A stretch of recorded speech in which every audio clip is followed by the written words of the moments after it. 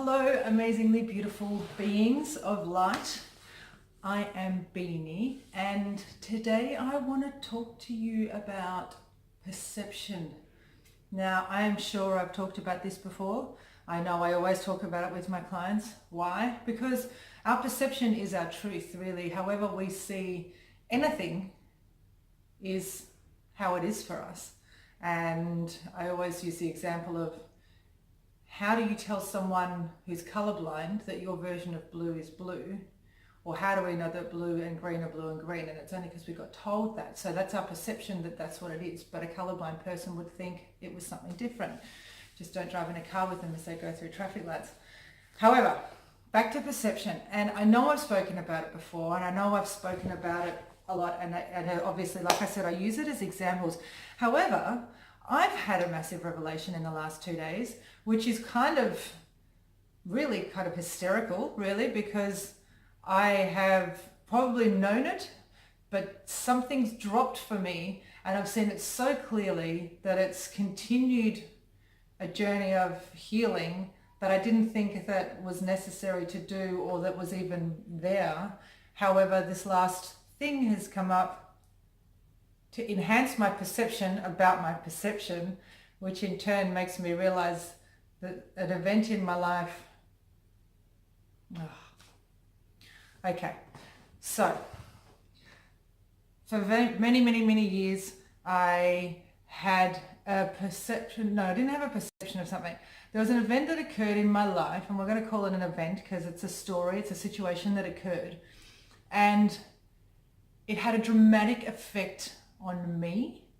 It had a dramatic effect on my probably 10 to 30s.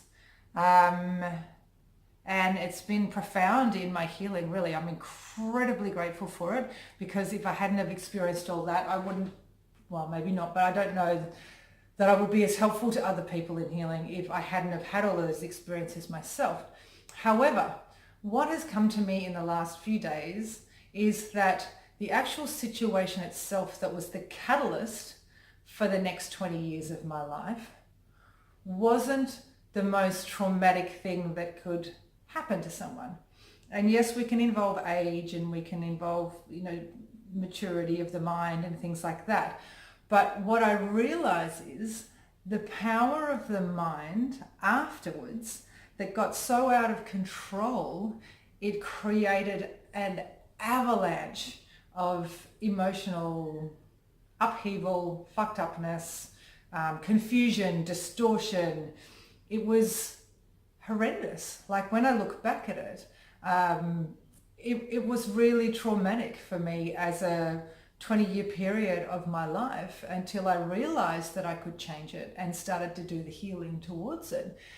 But it wasn't the actual event itself. And that created a distortion in itself for me too, because I thought, I deal with people in trauma. I know what people go through, and I know what they've experienced.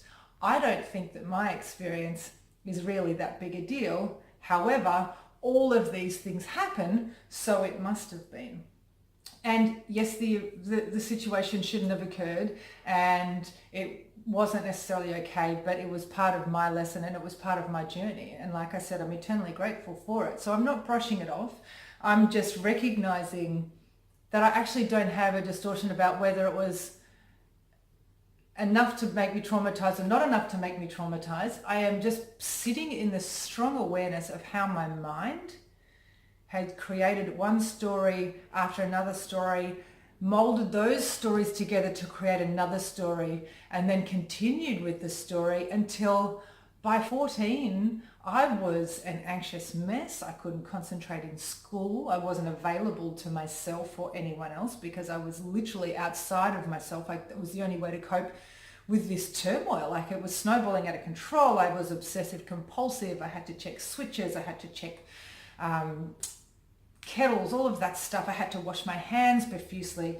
I would have ideas that I potentially had killed someone and forgotten. If I saw something bad on the news, I thought maybe that I'd done it. I had this guilt, this overriding guilt, none of which really, and I know people will say this was post-traumatic stress, but it wasn't from then. It was a continuation of my mind making up stories, and an immature mind experiencing situations that they shouldn't have, and an immature mind seeing other things that I probably shouldn't have at certain ages, and combining them all together, and it got into this muddled mess. And this is why we talk in Buddhism about, calming or controlling that monkey mind and understanding what our ego and our mind can create for us that isn't ours, isn't even a reality, and is definitely not conducive to our being in this pure form, in this essence.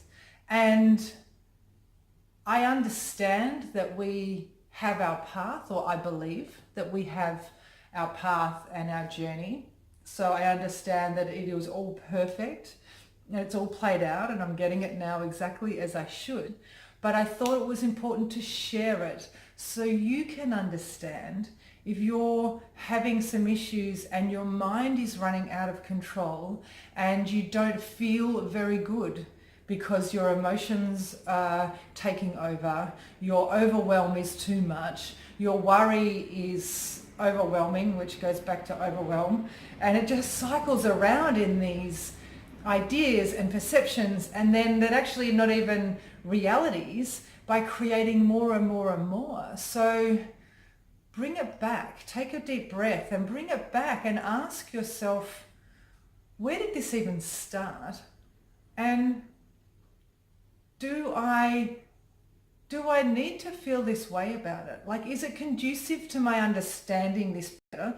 Is it conducive to me healing this thing, or moving on from it, or letting it go, or forgiving, or asking for forgiveness, or being at peace with yourself? So recognize what your mind is doing in this situation and bring it into your heart, and forgive yourself for not being on top of your mind and letting the ego mind and subconscious bring up stories and create things that no longer serve you. And love the fuck out of yourself in here. Just bring it into this space. Bring it into your heart and breathe it into your heart, because the mind kind of doesn't cope well in there unless we're dealing with higher mind. So calm it down like the little shitty child it can be sometimes. Give it a big hug and just love the fuck out of it, and bring it into that space and ask yourself in a really grounded way, do I need to be, or whatever it is that you're doing, usually it's and circling around, and am I contributing to the feeling that I have right now by allowing myself to go in that cycle? Love the fuck out of it. Bring it in. Bring it all in here. Love it. Love yourself like I love you. And that's it. Really, really, really important for people to understand the power that you have over your mind if you just observe it, realize what it's doing, and manage it. And if you can't manage it, ask someone else to help you manage it. But know that it's not necessarily what you think it is or what you perceive it to be. Because remember, you can't trust your thinking all the time. Anyway, I hope that was really helpful. If you like it, please like it on YouTube, subscribe to my channel, that would be amazing. I am Beanie on Facebook, and you can book appointments through Facebook now for kinesiology or healing, energy healing, or distant healing, or mentoring. I do spiritual mentoring as well. I would love to be able to help you through your processes. I've had a lot of experience in helping. I also have a lot of experience in personal healing, and I really, really hope that my story can help you and encourage you to step in there and do some housekeeping up here. Okay? I love you. Take it easy.